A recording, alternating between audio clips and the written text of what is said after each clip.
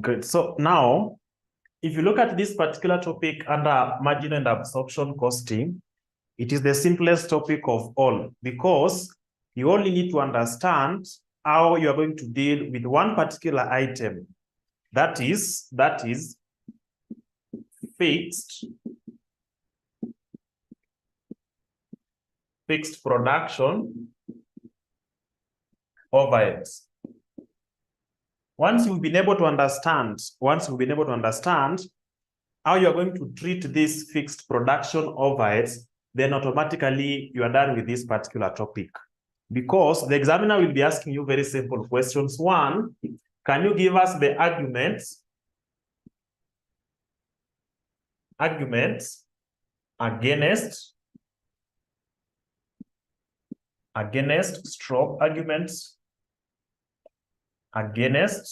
marginal and absorption costing? Give us the arguments against. Give us the arguments that are supporting this. That is arguments for marginal and absorption costing. Give us the applications, some of the applications of marginal and absorption costing. That's number two. Number three, if you now go to the calculation part, having done the theory for this particular topic or margin and absorption costing, are you able to give us the income statement? Are you able to give us the income statement with respect to marginal costing? Marginal costing, income statement. Are you able to give us absorption costing, income statement? Are you able to give us the two? And of course, due to the difference in method or the procedure of getting the net profit, this one here will bring a very huge difference or effect to the net profit of marginal costing and also the net profit of absorption costing. How we are going to deal with this one here in these two methods will determine the amount of net profit that you're going to get as per this, and also the net profit you're going to get as per absorption costing. And therefore, because the profits are going to be different, yet the same data set is what you're going to use, you must be able now to go ahead and give us reconciliation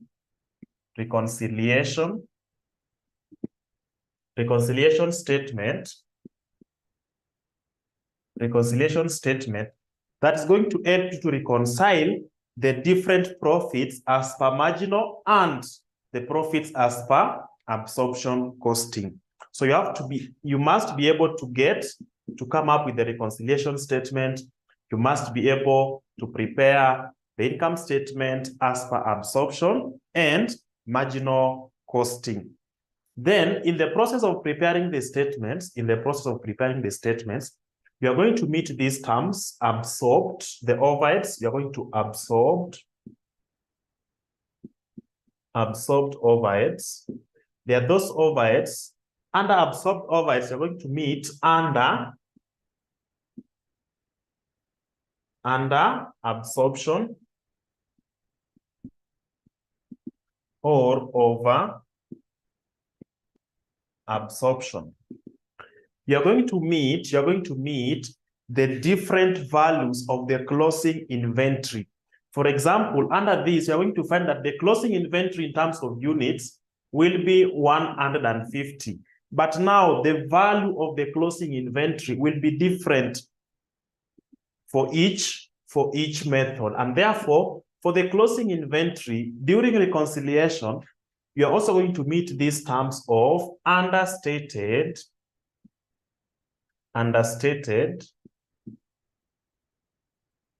stroke overstated, stroke overstated, one, closing inventory, and then opening inventory. We all know that the closing inventory of the previous period is the opening inventory of the current period. So in short, if you're going to deal with the two different periods, let's say the month of January, month of February, when you have opening inventory here, you will have it, then closing inventory. So if the closing inventory in the month of January happens to be 80, it will be the opening inventory in the month of February. So we have closing inventory affecting the transactions in January as a closing inventory.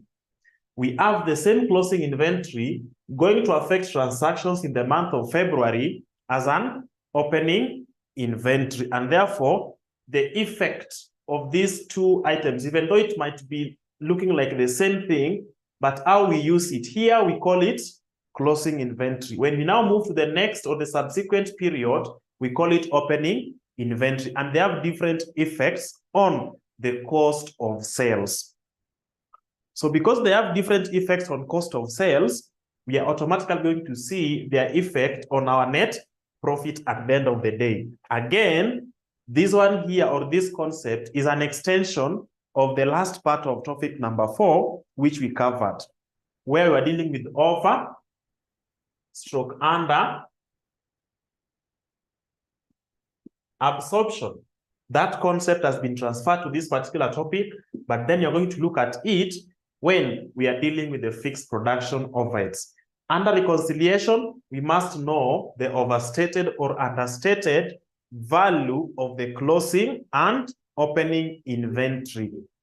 That is what we basically need to understand here. So let's get to our LMS where we have the notes from this particular topic. Then we should be able to see what is going on there. What do we need to know in terms of theory?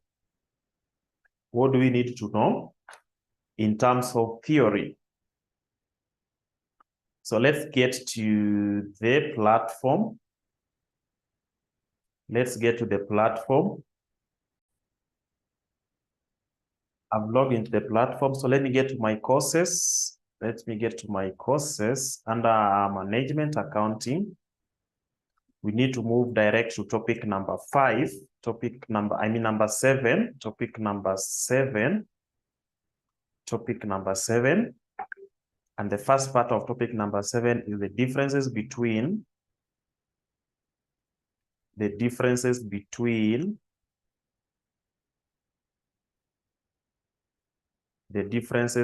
marginal. So marginal and absorption costing are two different approaches to dealing with fixed production overheads, and whether or not they are included in valuation or valuing inventory. So the reason why they are going to have different prices is basically due to the effect of how we use the fixed production overheads in our transactions. Now, if you look at these, the distinction, the difference between the two, one, if you're going to compare them based on meaning, a decision, so marginal costing, a decision-making technique for ascertaining the total cost of production, then absorption costing, apportionment of total cost to the cost center in order to determine the total cost of production. Now, this is what we need to understand. This is what we need to understand. If you look at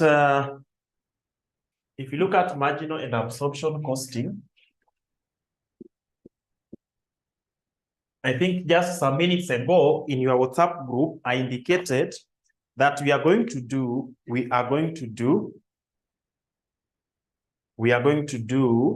topic number 7, and I mentioned variable costing and full costing. When we arrive in class now, we are talking about marginal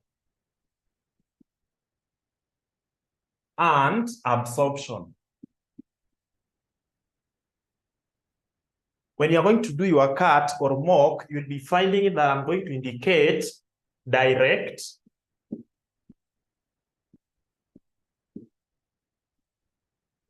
then indirect.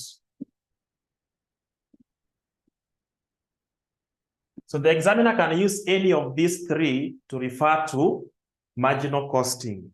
The examiner can use any of these three to refer to absorption costing. How do we get the cost of the products under marginal? Marginal costing, remember what we said the other day, that for us to get the cost of a given product, we are going to have direct material. We need direct labor plus any other direct cost for us to arrive at what we call prime cost. When we add, now as per this particular method, marginal costing, remember here we are adding production overheads. If you can remember what we covered the other day, we are adding production overheads. Here, we now have to identify or classify the production overheads into two. Remember, we have the variable production overheads, and then we have the fixed production overheads. As per marginal costing system, it is only variable production overheads that forms part of the product cost. And therefore, if you now get to this part, we have to be specific. We have to indicate variable production overheads so that we get product cost. When we come to absorption, full costing or indirect method, here we have to get to the prime cost, so direct material, direct labor, then we have our prime cost. Then we have to add variable production overheads. Then we have to add fixed production overheads. When you add these, you are getting product cost or production cost. That is the difference between these two methods. That is the difference between these two methods. Now, from whatever you've just seen, from the formula that you've just seen, you'll be able to see under full costing method, we are including the fixed cost to be part of the product cost. So automatically, this cost will be higher than this one here. When the production cost is higher on the full costing method as compared to this side, you'll be able to see that net profit here will be higher as compared to the net profit this other side. So we expect that, remember, you're going to use the same data. If production is 7,000 units in the month of January, it is the same across. But at the end of it, you're getting the profits to be different. So you have to reconcile the profit so that the profit here is equivalent to the profit on the other side. That is what we have. That is the structural definition or classification of what we are going to discuss. So now look at what we are being told here. Look at what we are being told here.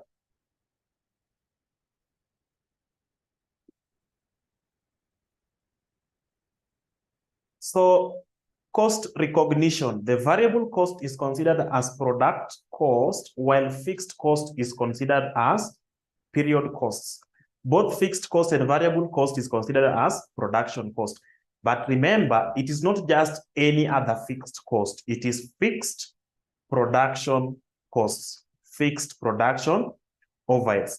Classification of overheads, we have fixed and variable, while absorption, we have production, administration, selling, and distribution. That is under absorption costing, we only know production costs and non-production costs, where the non-production costs are classified into administrative, Then we have selling and distribution costs. Profitability. Profitability is measured by profit volume ratio due to then this other side, due to the inclusion of fixed cost, profitability gets affected.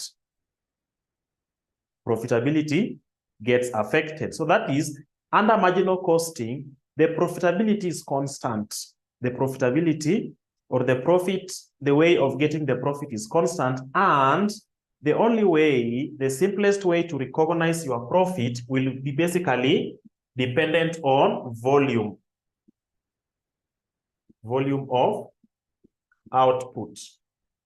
Volume of output. If you are keen enough with what we've been discussing in the previous period, it is only volume of output that's going to affect this particular results. So it means this one here is taking you to already applications of topic number 7, or basically marginal costing. Initially, the topic of marginal costing was combining limiting factor, was combining break-even point analysis. So that is, if you are now able to understand just marginal costing itself, it means if we get to topic number 8, where we are going to discuss break-even point analysis, you will be good to go. Because under break-even point analysis, you're going to find that one of the assumptions is that the volume or the profit of a company or sales are dependent on the volume. As the volume increases, the profit increases. And that's why you normally find that in topic number 8, under break-even point analysis, we also just deal with the 2 types of costs. It is either variable or fixed. So the variable costs will be grouped together for you to come up with the break-even point function. This one here, that is the break-even point. So as you can see, it is selling price minus variable cost or the contribution margin. So the changes in this is basically dependent on the Q or quantity of output. That is what you are going to cover. So basically, if you are asked to give maybe 3 or 2 applications of marginal costing, number 1 is used in break-even point analysis to identify the break-even point at which the company will not be making losses or profits. Another application, there are these things that the company is trying to produce. So 1, they are producing 3 products, C, X, Z. But out of these 3, this one here, they are making, if you look at the net profit, this one here is a negative. So they want to come up with a decision, or they want to do investigation to determine whether they can eliminate this product. That decision is arrived at by applying the marginal costing concept. You look at the variable components, which automatically will be depending on the units of output. Having done that, how will elimination of this product affect the distribution of fixed cost, which is shared by the 3 products? That's an application of marginal costing. There's this company that also has a decision whether they are not able to determine whether to buy / make. They are stuck in between buying or making. So of course, if they're going to buy, they're going to outsource. If you're going to outsource these goods, there are some costs that you cannot avoid. 1, if you decide to buy, you're going to incur the transportation cost. You bring them to warehouse. So the storage cost within the warehouse, you have to pay that. Whether you are going to make your own product or you are going to outsource. So in making this decision, they have to determine how much are they paying for the storage? How much are they paying for the warehouse? If they eliminate one product and they decided to buy it, will it help them reduce the effect of the fixed cost to other products? If they decide to manufacture it, will it be economical to manufacture that particular product, taking in mind the quantity or the level of demand of that particular product? That's another extension or application of marginal costing. The limiting factor effect, the limiting factor effect. A company is producing these three products, but raw materials Z, or let's say Q, is being used to produce the three products. And in one particular year, the company is only able to do what?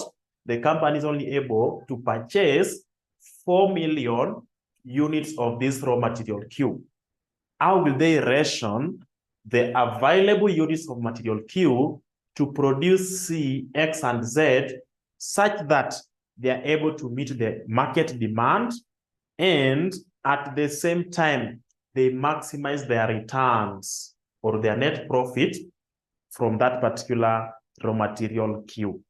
That particular knowledge must just be understood by, first of all, ensuring that you understand what marginal costing entails. Are we together? Are we getting sense? Are we really getting something from that? Are we getting something from that? Are we getting something from that?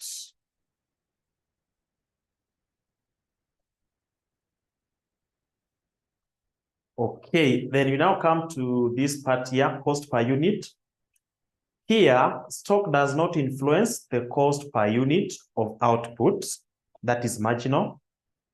Then here, variances in the opening and closing stock affects the cost per unit. The variances here in the opening and closing stock occurs due to the differences in the absorption rate. We have over and under absorption. Then highlights contribution per unit. We are going to deal with the contribution per unit here, that is gross and net, while absorption costing, we are going to deal with unadjusted profit, and then finally look at the adjusted profit. So valuation of products under marginal and absorption costing. And under marginal, of course, I've just mentioned it here. We have direct material, direct labor, then variable production overheads. Under absorption costing, we have direct material, direct labor to give us prime cost. Then we add variable production overheads and fixed production overheads. So the two forms part of the product cost under absorption. Comparative income statements. Under marginal, this is what we are going to have. You need to have sales. Then when you're going to less the cost of sales, we have opening stock, add production cost, where the production cost consists of material, direct labor, and variable production overhead. So having added the two, you multiply by the units that were produced. Then you're going to get what we call gross contribution with less other variable costs. When you less other variable cost or non-production variable cost, you'll arrive at what you call net contribution. Once you get your net contribution, the first thing you less fixed production costs, then fixed non-production cost for you to be able to arrive at your net profit. How about absorption? The sales value will be the same, less cost of sales, where we have opening stock, add production cost, which now entails direct material, direct labor, production overheads, that is variable and fixed. Then we less closing stock for us to get gross profit. But the gross profit you are getting here, first of all, you get the unadjusted. You adjust it by looking at over or under absorption of overheads. Then you get to the deduction of the fixed non-production costs. And of course, you have an illustration here, which we are not going to tackle because some will not be able to get it. I want us to pick a question from the past papers. But you can attempt this. You try doing this, you discuss it amongst yourselves. If not, it might find itself in your CAT or mock. That is for the ATD students and even the CPA. Having done that, it is taking you basically to the arguments. So arguments for the use of marginal costing. Arguments for the use of marginal costing is basically advantages. So how is using marginal costing advantageous or beneficial to an organization? So one, you can see it helps in decision making. That is, marginal costing is useful in short-term decision making, such as price determination. We've seen it here. We've clearly seen it here when we were saying the applications. Those applications are now some of the benefits or arguments for.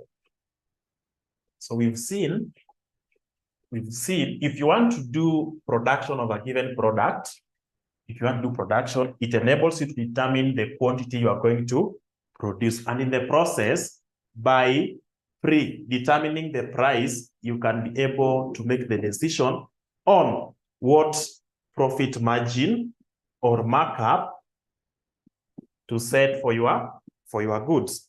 Number two, under break-even point application, we are able to see it automatically enables you to know, one, the units you are supposed to produce for you not to make any loss. That's number one. Within the same place, remember, under break-even point, you can have a target profit.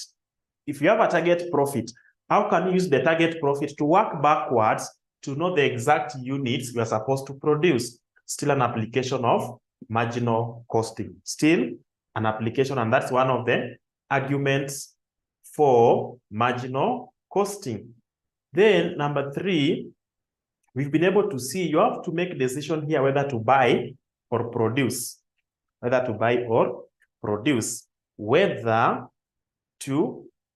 the quantity you are supposed to produce, even what you're supposed to purchase. The limiting factor. You have limited resources. How will you distribute it? How will you distribute the limited resources? Again, an application of marginal costing. And that one automatically confirms that the arguments, or it gives us the points to indicate under arguments for marginal costing. Let's see another one here.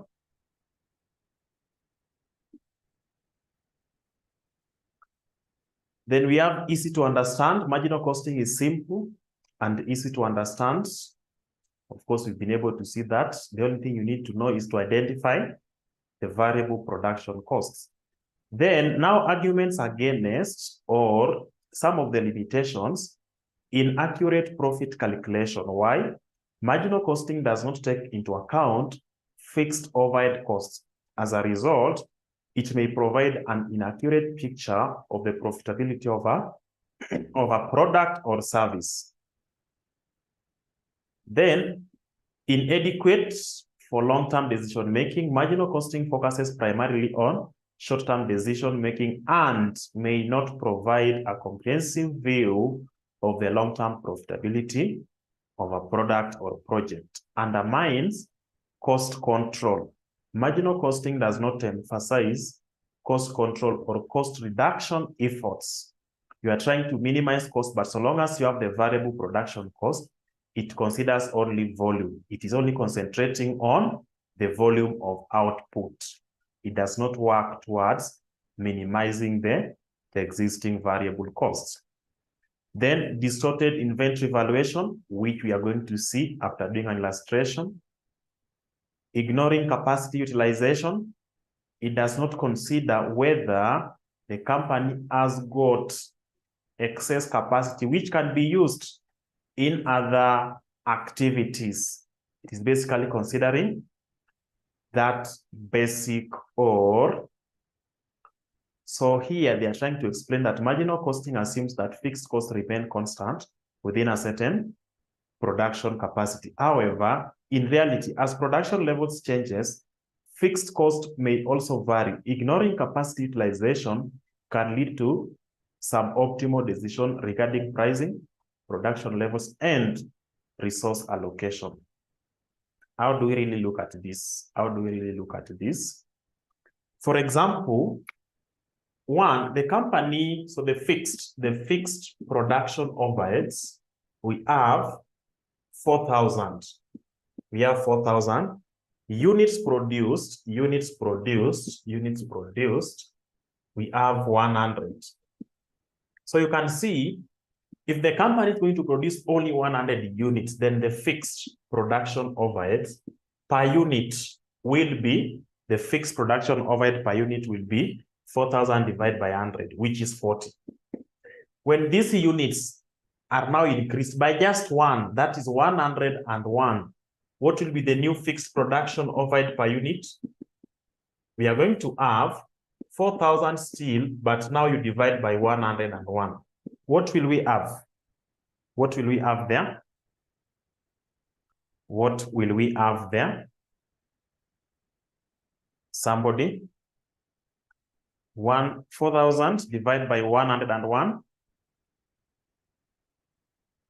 39.6. It has now reduced from 40 shillings to 39.6.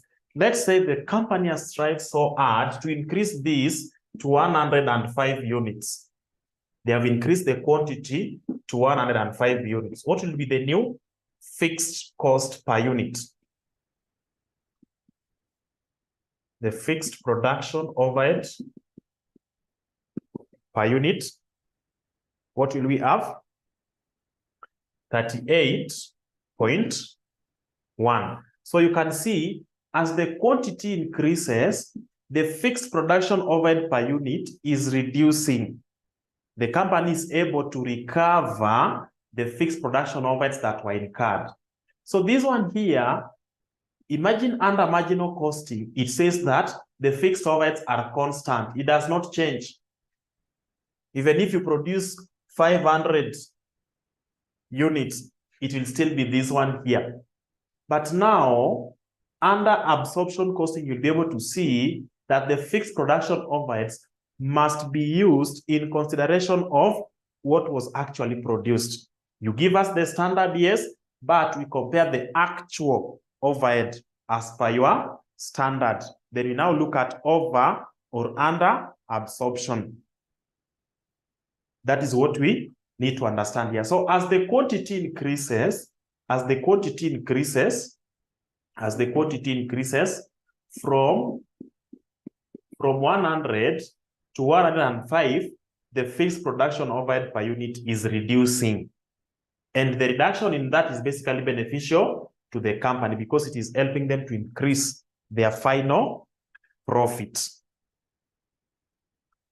Then if you move forward, so those are some of the arguments for and against marginal. Then we have arguments for the use of absorption costing. One, conforms to generally accepted accounting principles. Then useful for long-term planning. Then number 3, useful for inventory valuation, useful for setting prices. Automatically, it confirms to us that currently those companies that are reporting their performance, the financial statements, those companies that are publishing their financial statements, a manufacturing company or a company that's offering service and they are doing costing, they don't use marginal. Marginal costing system is used by basically management. It is being used when preparing management report. But we are going to prepare published financial statements. You basically use full or indirect or absorption costing. That's what you use to report your financial or to publish the financial statements. If you're going to do valuation of inventory, the correct one that is normally being used when publishing financial statements is the full costing method, not marginal. Marginal is basically used for internal consumption by the company. The marginal method is basically used by consumption by the internal management of an organization. So that is what we have there as arguments for. Then if you move further to this part here, so the reconciliation, of course, you're going to look at it. There's a question, and then you are required to come up with the income statement under the two methods. Then you do reconciliation. So what you also need to understand, if you look at the cost outline, let me see if I can get it. Yes, it is here. If you look at our cost outline in topic number 7, look at what the examiner wants you to know. But they are very funny. In topic number 7.1, you should be able to understand the differences between marginal and absorption costing, which we've done. Comparative income statements, which we are going to prepare, but we've compared the differences and within the comparative income statement components as we do a practical question. Here in the course outline, let's be clear on this. 7.3, you are being told to give us, to do what? To give us arguments for the use of marginal costing. Then arguments for the use of absorption costing. But if you go to, is it April 2023, you'll find that the examiner is telling you to give 4 disadvantages or arguments against marginal costing. When you come to your course outline, it is not there. We only have arguments for the use or the benefits of using marginal costing. But now if you get to the question, they are telling you to give the disadvantages, limitations, or arguments against the use of marginal costing. In some cases, they will tell you, can you outline 4 limitations of marginal costing that may make someone to shift from using marginal costing to using absorption costing? Then you are being given free 8 marks there. You are being told to highlight the limitations of marginal costing that may lead to someone shifting from marginal to absorption costing system. So you can do a research on that. You can look at the limitations. You can look at the arguments against, but within the course outline, this is what is here. But CASNEB normally said some things outside the framework which they have given. So like limitation is not appearing here, but you may find that in your exams, you'll be asked to give at least 4 limitations of marginal costing. So that is it. If you get to the same topic number 7, if you cannot go through these notes, you can also get the other notes here, which I believe are almost related. So you just get to this part here. Just get to that part there, where I will be sharing my screen with you. So if you look at this one also, it is almost the same as what we have there. You are being told to give the differences between marginal and absorption costing. Those are the differences that we have there based on definition, contribution margin, inventory valuation, comparative income statements in marginal, the structure, the components, all these stories are there. Arguments for the use of absorption costing, we have them there. application of marginal costing. 1, pricing decisions, make or buy decisions, production mix decision, that is topic number 8. Then sales volume analysis, that is break-even point, still number 8. Budgeting and forecasting, short-term decision making, that is for marginal, which we've been able to actually explain. So that is it. You can access these notes or just get back to the platform. Just get back to the platform for you to be able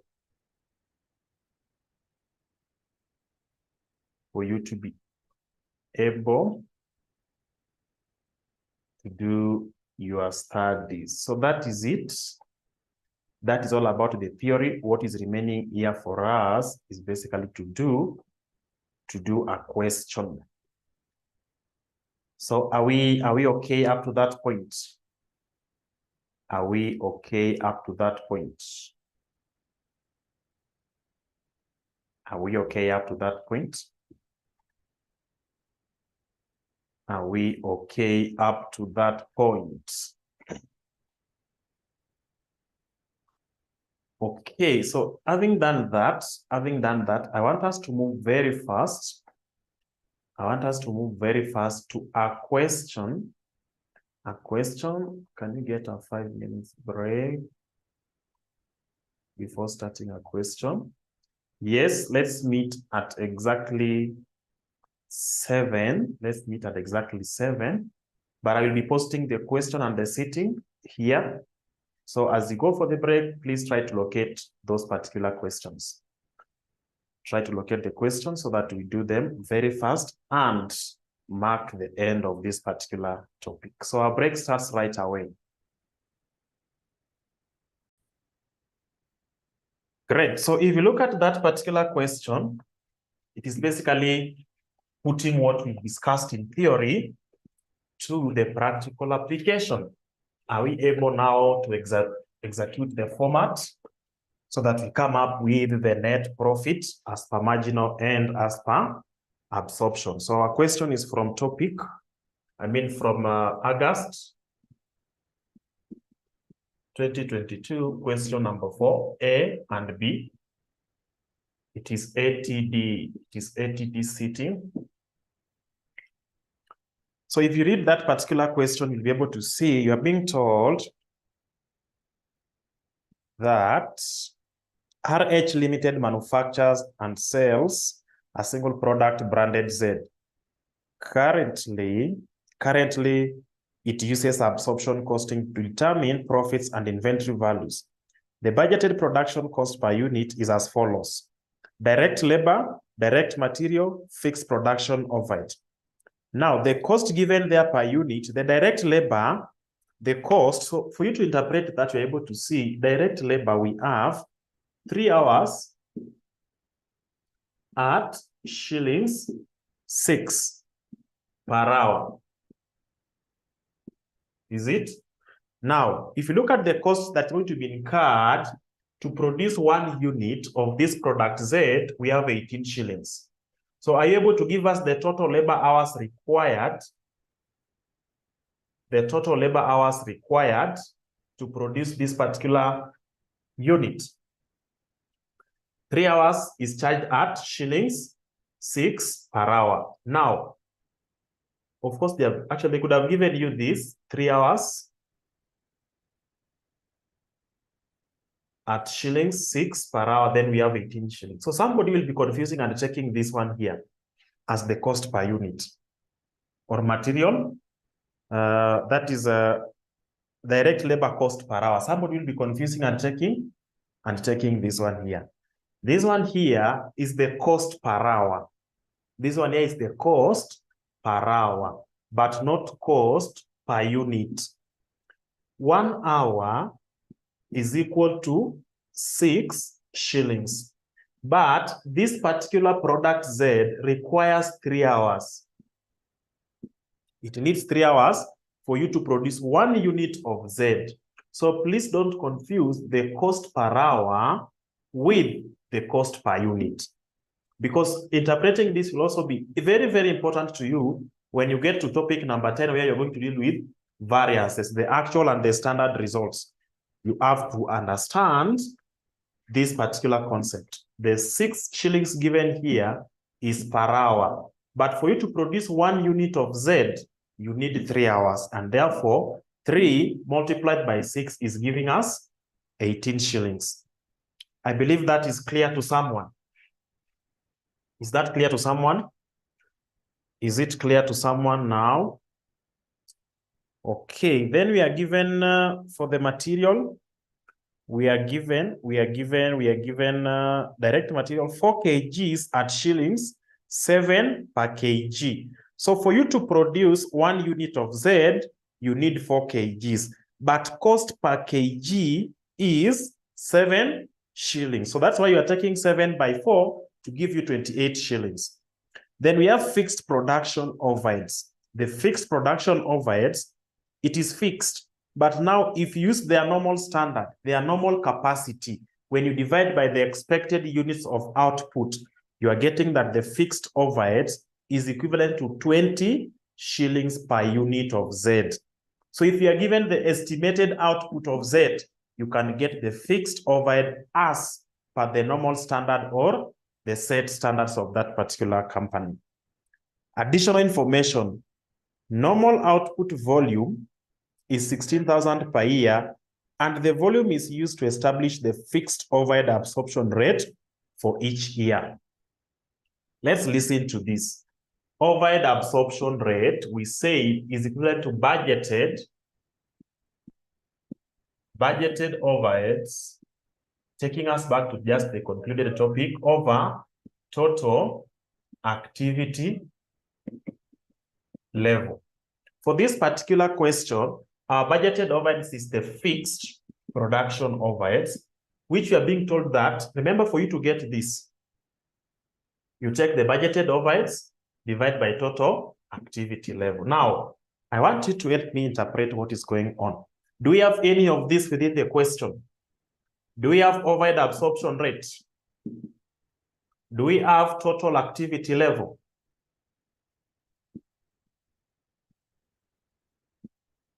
Do we have budgeted fixed overheads? Please let me know what we are having. If you've seen any of these 3, just mention the name, then you type the amount. So I'm being told that activity level as per the budget is 16,000. Thank you. Any other item that you are seeing there? Any other item?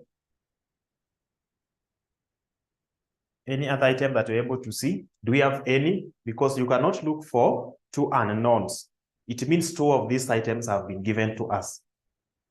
Budgeted production is 66. This one here is budgeted fixed overhead. Remember, your 66 has got direct material, direct labor, production, overhead.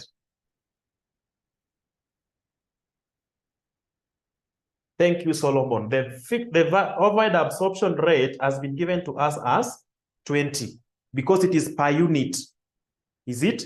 Our activity level here is units, is it? So it means the overhead absorption rate will be shillings per unit.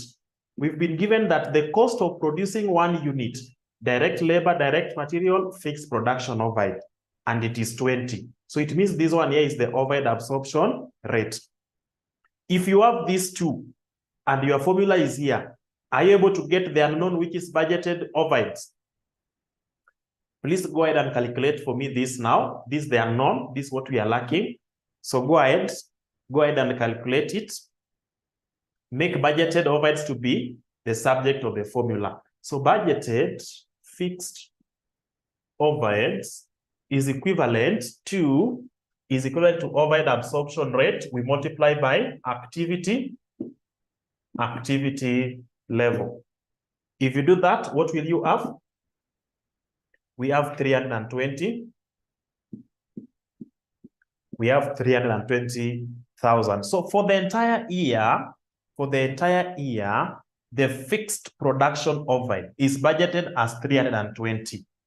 But remember, it will only be 320,000 if the company produces and sells the budgeted activity level, which is 16,000 units. If they produce 16,000 units, then they sell the 16,000 units, they are going to operate at this level here. Their budgeted fixed overhead will be 320. Now a question to you. If you look at what we have there, there's a statement for sales and production. Do we have 16,000 units produced? Do we have 16,000 units produced anywhere? Do we have 16,000 units produced anywhere? Is it appearing anywhere apart from where we are told that the budgeted activity level is 16,000? Is it appearing anywhere? It is not appearing anywhere. So if it's not appearing anywhere, then we have to take care of the over or under absorption. We compare estimate, which is 320,000, with the actual overheads absorbed. Because it is 20 per unit, it is this one here per unit, but they have only produced 8,500 units. So 8,500 by 20 should give us 170,000. They're also telling us that this fixed production overheads was distributed equally throughout the year. So the first 6 months, you are going to have 160,000. So this is the actual that has been absorbed. The estimate is 160,000. The estimate as per their budget is 160,000, but here they have actually incurred. We have a total, okay, I've seen that. We've actually incurred 170,000 as the fixed production overhead. Their estimate, their budgeted estimate, if you divide it for the first 6 months, it is 160. So you ask yourself, they indicated that overheads is 160,000. The actual is 170. Is it under or overstatement? And how do we deal with that? How do we deal with that? So that's what we need to, again, identify. Time moving so fast, but I believe we are going to manage. So I want us to start with marginal. I want us to start with marginal costing. The marginal costing method, here we are being told, number 2, the costs relating to sales, distribution, and administrative are as follows.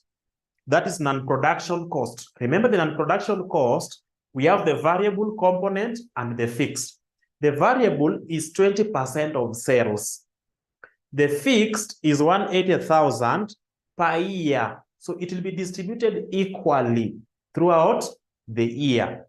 So if you're going to deal with the first 3 months and the last 9 months, you just have to divide 180,000 for the first 3 and also for the last 9. If you're going to deal with the first 6 months, then of course you'll divide 180,000 equally. That is 90. Then the last part there were no units of finished goods inventory as at 1st of October 2021. The first 6 months of the period ending is 31st of March. So we have 31st of March.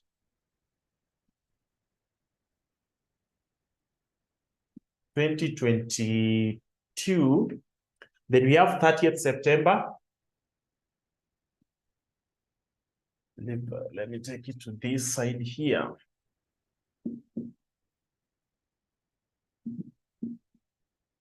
Then we have 30th September. Now, 6 months. This is the end date of the first 6 months.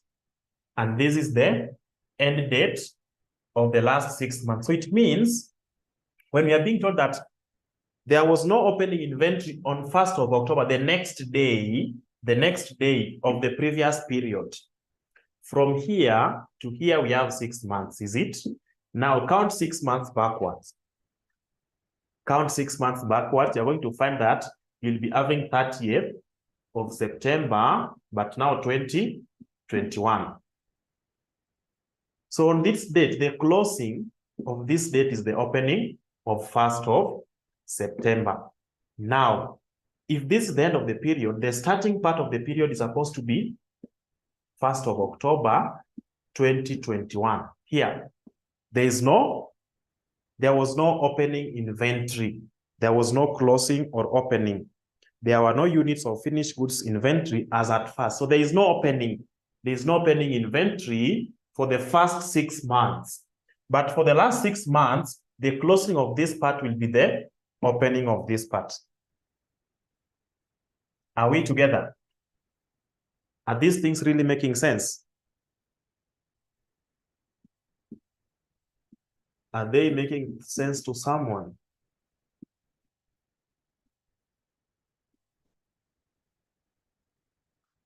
Are they making sense? Are we getting something really? Okay, now let's look at the question. Remember, for you to get the cost under marginal, it is direct material, direct labor, plus variable production overhead. So do we have the three? Do we have the three? Direct material, we've been given there that direct material per unit is 28. Direct labor cost per unit is 18. Then variable production overhead. Do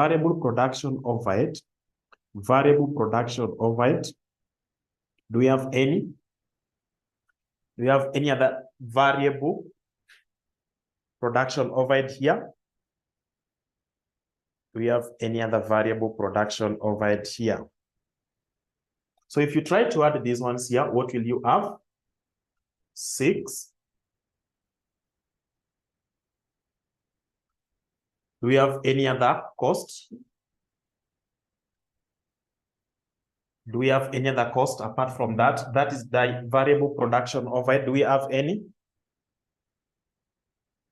Do we have any variable production overhead? There is none. The only production overhead we are given is fixed.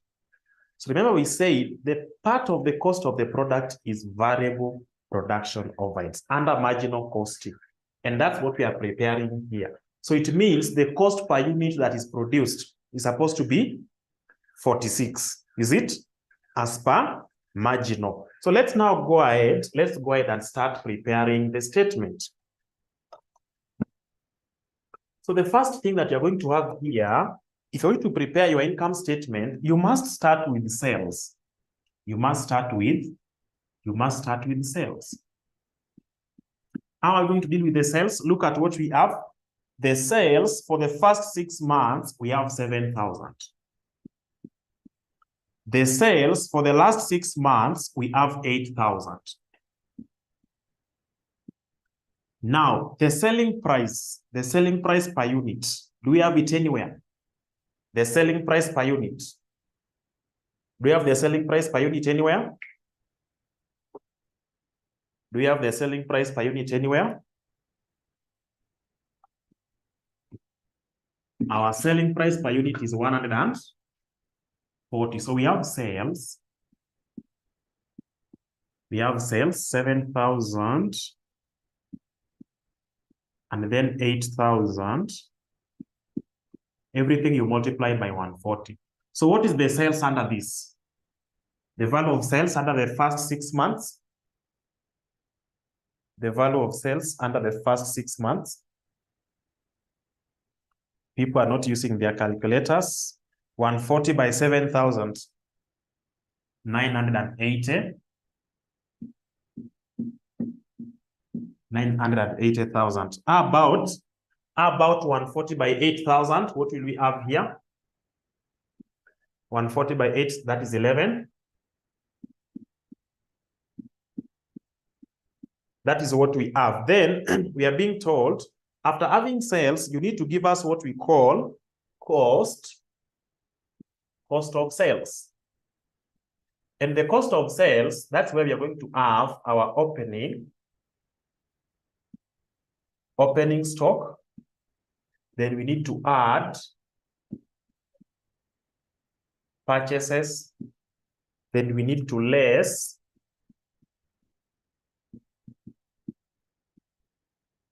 closing stock. But remember, the items we are dealing with here are variable production costs. That is variable. Direct material is variable. Direct labor is variable. And there are only those two. We don't have variable production overhead. So it's only those two that will form part of product cost. So if you do that, because whatever we are dealing with is only variable cost, we'll be able to arrive at what we call gross contribution. So let's now go ahead and get the elements here. Opening stock. Opening stock. Additional information number 3 is telling us that opening stock for the first 6 months is 0. Opening stock for the first 6 months is 0. Then, how about production? Are you able to see the production in units? Not purchases. Here, we are producing, so add production. Are we able to see production? Production for the first 6 months in quantity, do we have it anywhere? Do we have production anywhere? We have 8,500. Then the last 6 months, our production is 7,000. Is it? Are we able to get closing stock? Here, for us to get units that have been sold, remember, opening stock, we are told is 0. You add production. We add production, which is 8,500. If you add all these, you're going to get what we call cost of goods available for sale, whereby the cost of goods available for sale, we are dealing with units, is 8,500. This is what is available for sale. Opening was 0. Whatever they produced is 8,500. This is what they have to sell. But are we able to get sales? Remember here, after getting cost of goods available for sale, you normally less closing stock. When you less closing stock, what will you get? You are going to get what you call sales. So can someone give us, here we have closing stock, which we do not know, but it happens that the examiner gave us the units that were sold, which is 7,000. So what is it that when you deduct from 8,500, you'll be able to get 7,000? What is it? When you deduct it from 8,500, you are getting 7,000. It is 1,500. So that is the closing. That is the closing. That is the closing for the first 6 months. That is the closing for the first 6 months. Can we clarify the opening stock? Opening stock tunaambiwa aje? Opening stock. The financial year here, let's say this is the financial year. It ends on 30th of the financial year. They have just decided to divide it into 6 months. And it is divided into 6 months. The first 6 and the last 6. But the financial year of this company is ending on 30th September 2022. When was it beginning? The beginning. So the beginning of this financial year, it is ending on 30th September. The beginning is the following day, which is going to be 1st of October of the previous year, which is 2021. So what happened on this date?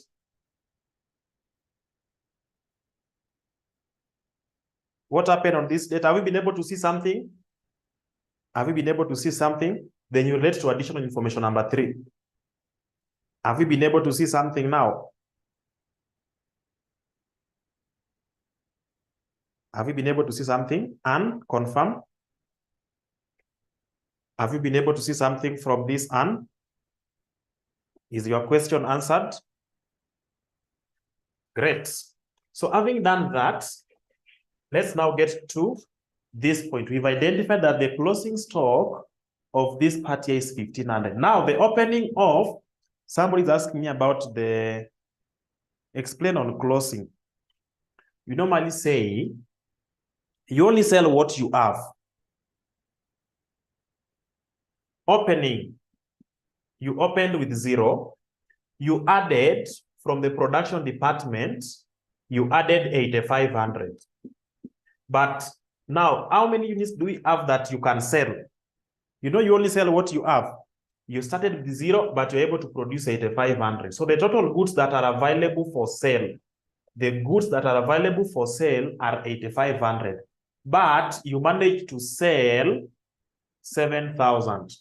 What is your closing stock? What is your closing stock? What is your closing stock? Harriet, what is your closing stock? RN, what is your closing stock? Please let me know. Harriet, is it now explained? Is it now explained? Is your question answered? Great. So let's come back to this point. Remember, we are applying marginal costing. But the production cost, we said, it is only going to involve the production, the variable production costs. And the variable production cost happen to be direct material and direct labor only. We don't have variable production overheads. Now, can you go ahead and give me direct material and direct labor was giving us direct material we add 28. Direct labor we add 18. So what was the production cost under marginal? Production cost under marginal, it was 46.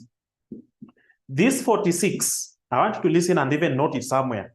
This 46, it only applies to the production and closing stock. You cannot use 46 in valuing the opening stock. Remember, there are opening stock which was produced in the previous period. So we cannot say that 46 is going to be used to get the value of the opening stock. No, we only use this to get the value of the goods produced in that particular period and closing stock. So it means when we come to this part, we are going to have the goods that have been produced, then we multiply by 46.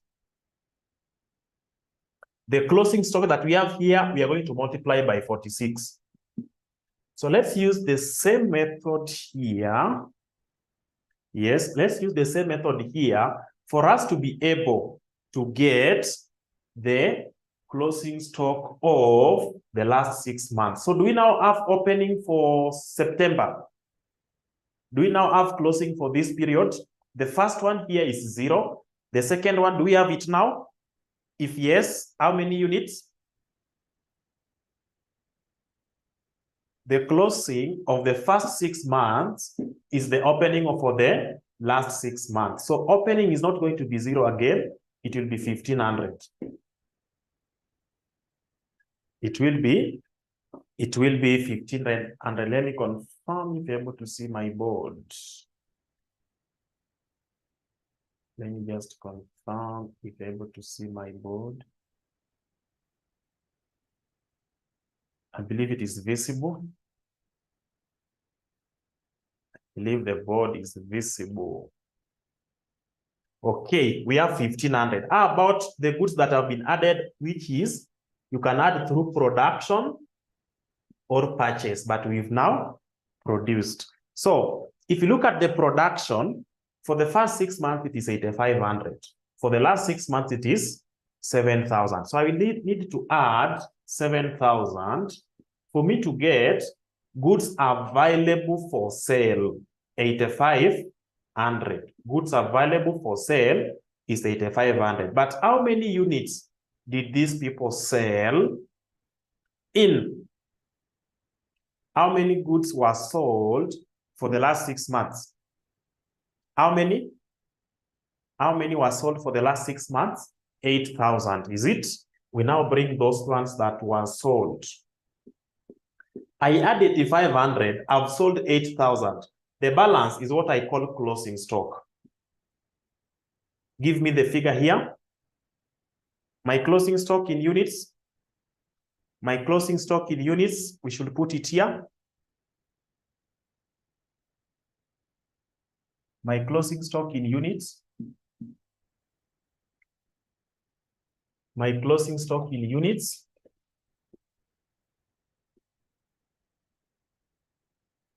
Opening, the first 6 months, the last 6. Opening stock, you add 0.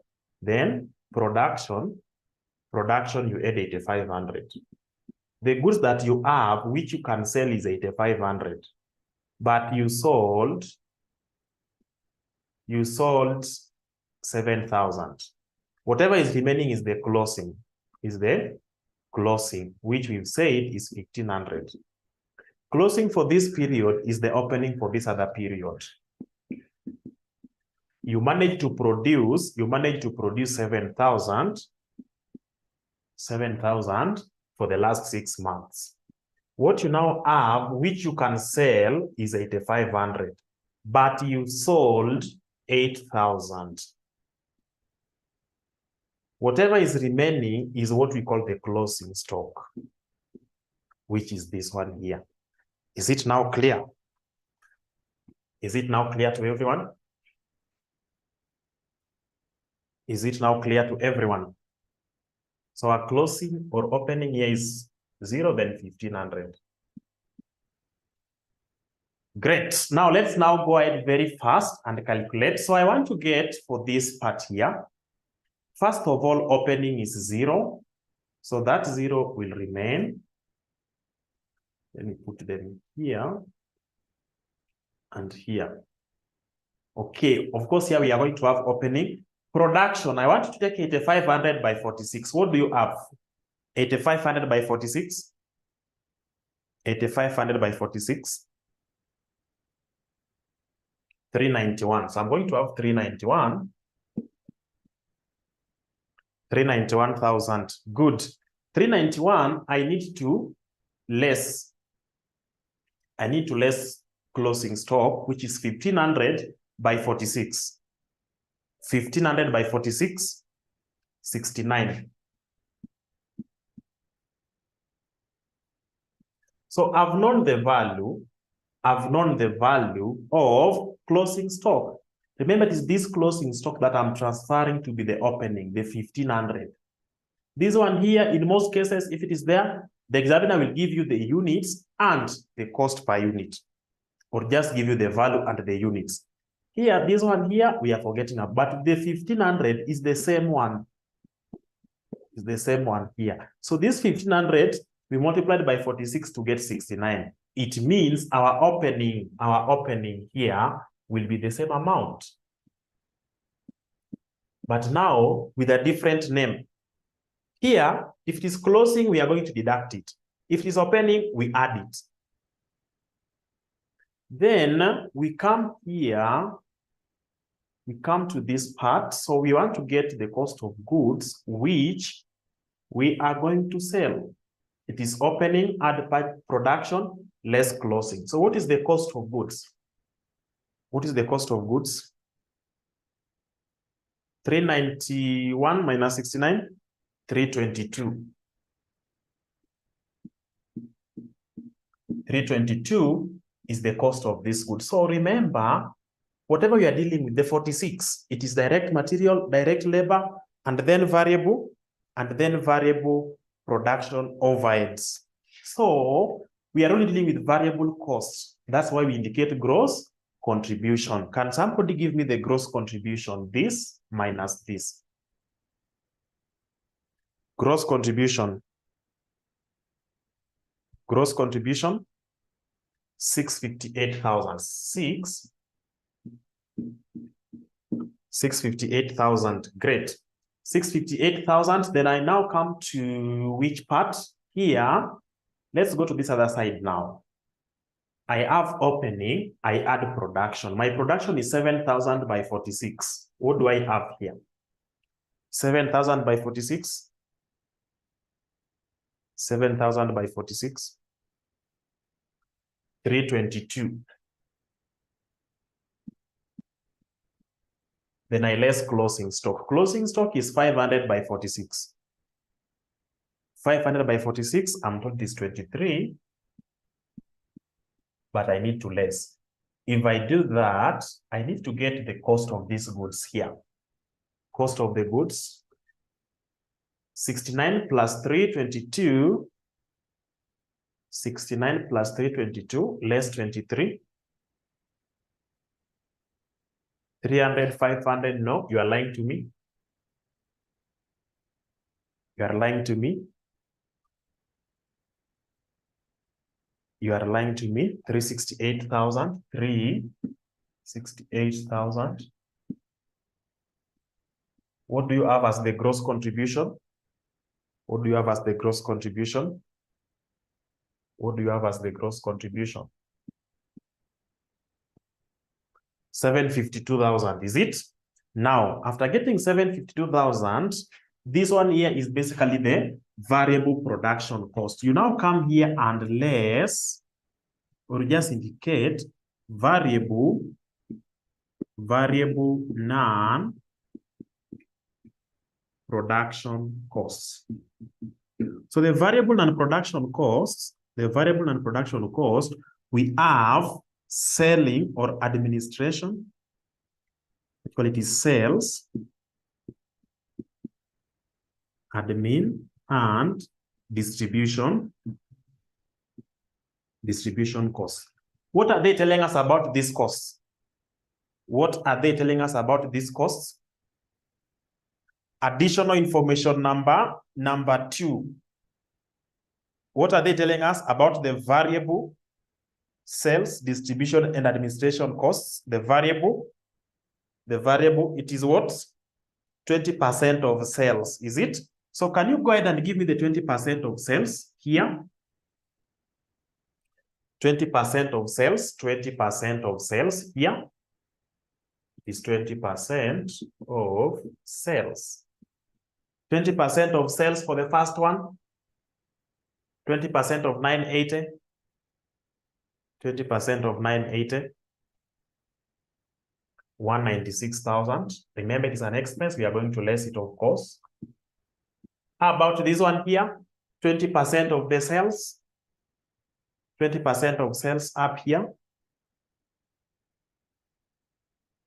to 24,000.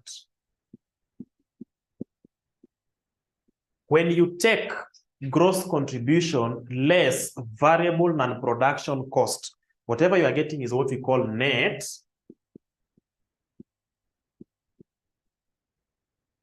contribution. So go ahead and give us net contribution. Go ahead and give us net contribution. Net contribution. Net contribution, this minus this, the first one. The first one. Is it 212? Is it 212 or something? Okay, 462,000. How about this? Net contribution, 528. After getting the net contribution, you now go ahead and less the fixed costs. Less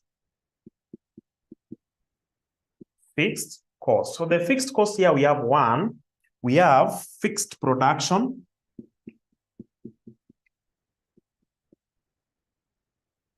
Fixed production cost. Remember, the fixed production costs were not part of the product cost, so they have been brought here. Then we also have fixed non-production, which is the fixed sales, fixed admin, and distribution. So we can just call it fixed non-production costs. Look at the statement. The fixed non-production cost is 180,000 per year. But we have divided the year into two, into the first 6 months and the last 6 months. But look at this statement here. Look at this statement here. Look at this statement here. Where is it? Number 3, there were no units of finished goods inventory as at 1st of October 2021. The fixed overhead expenditure is spread evenly throughout the year. The fixed overhead, both fixed production and fixed non-production, they are distributed equally throughout the year. So if 180,000 was for the entire year, then the fixed non-production, this one here will be 90,000. This other one will be 90,000. How about the fixed production cost? How about the fixed production cost? How about the fixed production cost now? The fixed production cost, we were told that it is 20 per unit. It is 20 shillings per unit. But the estimated units of output is 16,000 units. So by 20 is supposed to give us 320,000. This 320,000 is for the entire year. So we need to divide this by 2 because the months are equal. The first 6, the last 6, and they are distributed equally. So we need to have here 160,000. We need to have 160. We need to have 160,000. So by doing that, you just now come and give us the net profit.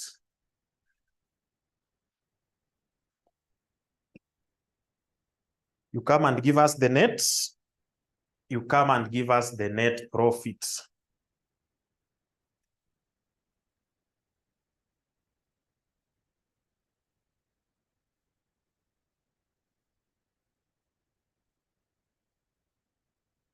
So that is it.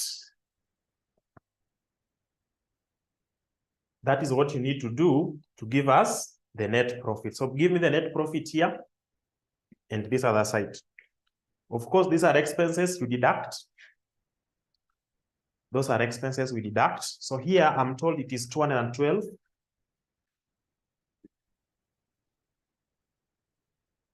How about this other side? I'm told this is 212. How about this?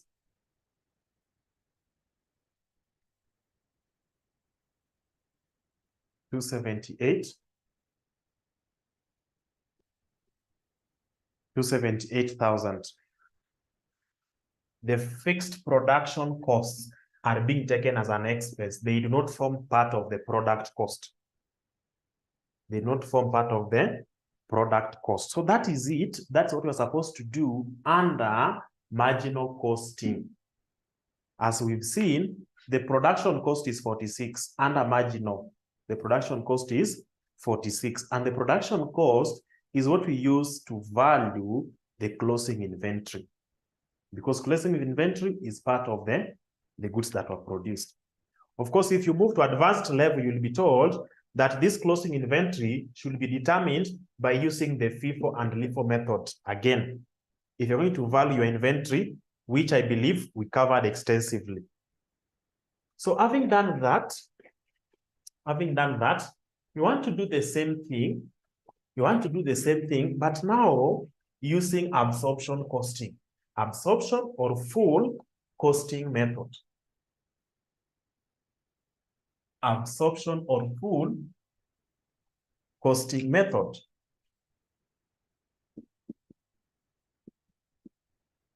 Full costing stroke absorption. Full costing stroke absorption method. Number 1, we are going to have 31st March 2022, 30th September 2022. There are some things that are not going to change. 1, if you come to sales here, you are able to see that the units which were sold, we add 7,000, we add 8,000, and their selling price was 140. That one does not change irrespective of the method. So if you have 140 there, It means this one here is going to be 980,000. This one here will be 11. That one does not change. That one does not change. Then we come now to cost of sales.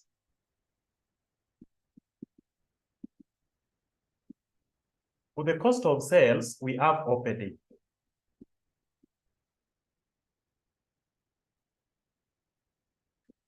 We need to add production. We need to less closing stock. Opening for the first one was 0. This one here was 1,500.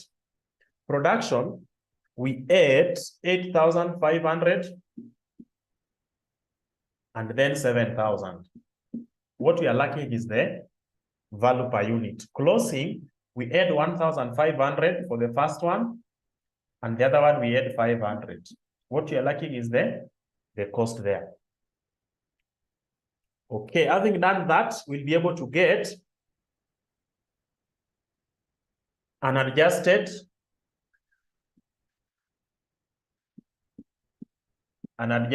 profit. So I believe you are calculating these figures. So give me this one here. Now, for us to get the cost under absorption or full costing, it is direct material, direct labor, variable production overhead if it is there, then fixed production overhead. But per unit, direct material per unit were given 28. Direct labor, you were given 18. Variable production overhead was not there. And fixed production overhead per unit, what were we given? It is 20 per unit. Now, when you add everything, what do you have? It is the production cost. What will we have? 66. So that's what you're going to use for the production and also for the closing. So go ahead and give me the figures. So this one, of course, is just the closing transfer to the opening. So what do we have? 8,500 by 66. 8,500 by 66.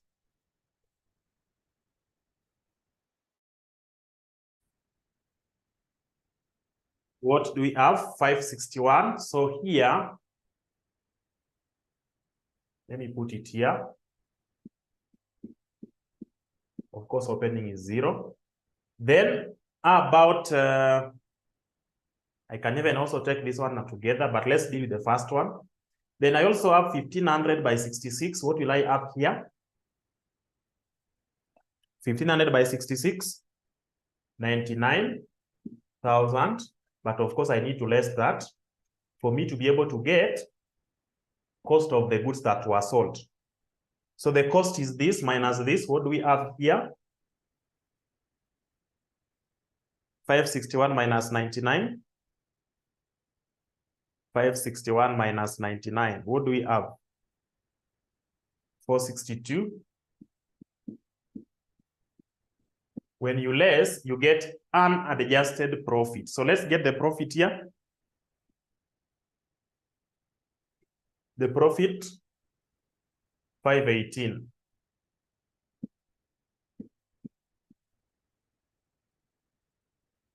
It is 518. Let's come to this other one. So the closing of 1,500, which is 99,000, is the opening here. It's the opening of 99,000. Then we add production, which is 7,000 by 66. 7,000 by 66 for 62. Then I need to less closing, which is 1,500 by 66. I mean 500 by 66. 33,000. When you less that, you get cost of sales. So cost of sales, 99,462 less 33. What will we have? What will we have there? 528. 528, when you less, you should be able to get an adjusted profit. An adjusted profit, 592.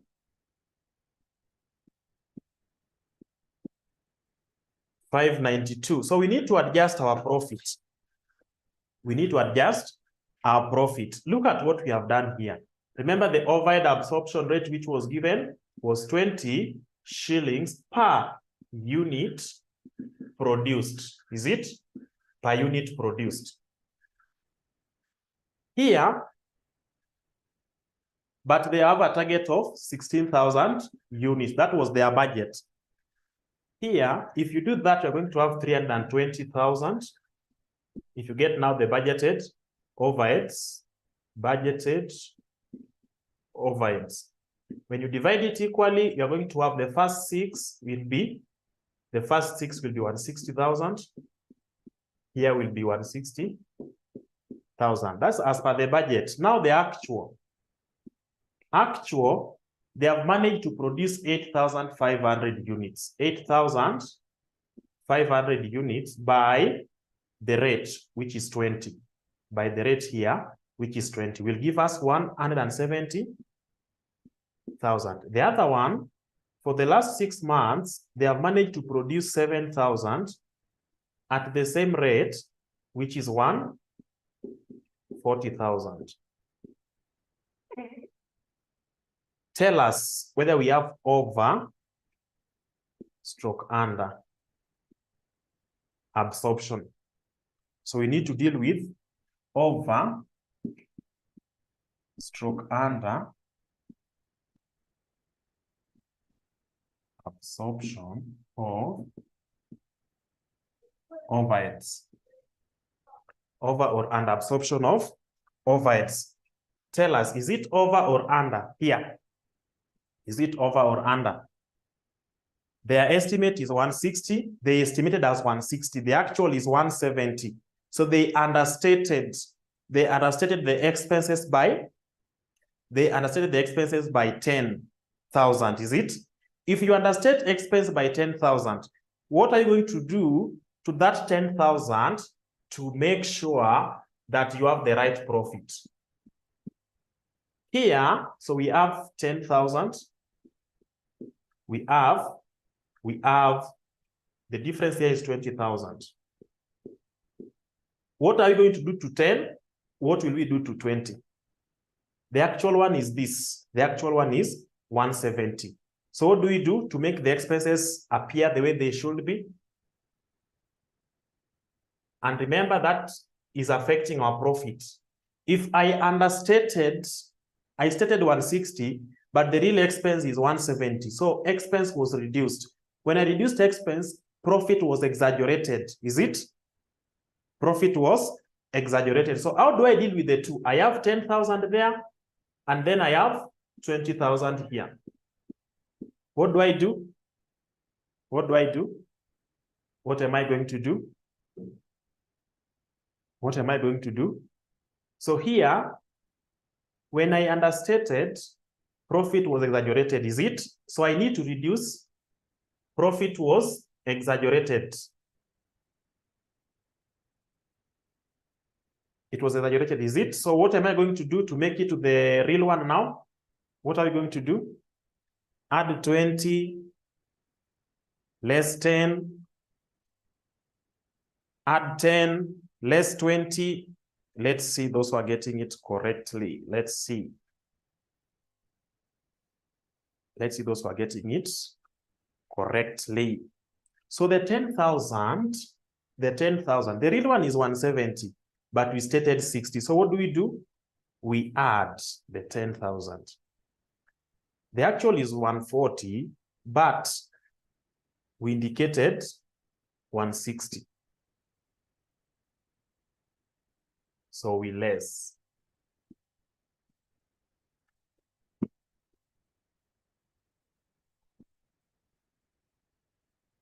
So if that is done, the profit you are going to get is called adjusted. Adjusted profit, which will be 528,000, which will be 572,000. Yes, don't worry, we're just done. We're just done. So whatever is remaining here after doing the adjustment is to give us the variable non-production, then the fixed non-production. The variable non-production, this one was 196,000 to 24,000. This one was 90,000. When you less, you should be able to get net profit so that we meet. Mtu ashapotea. Okay, so let's just end the session. You just get the differences here. Just get these ones here. Then when we meet on Tuesday, we'll be able to reconcile. I want you to get the profits as we live. Get the profits as we live. Get the profits as we live. Get the profits as we live. Get the profits as we live. Somebody. The first 6 months, what are we getting? The first 6 months, 528.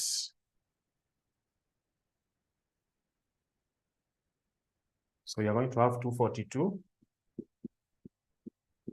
As you can see, it is different from the other one. And then this one here, we have 572 less 224 less 90. We have 258. So next, in our next class, we are going to reconcile this so that either we have, I think here we had a 212.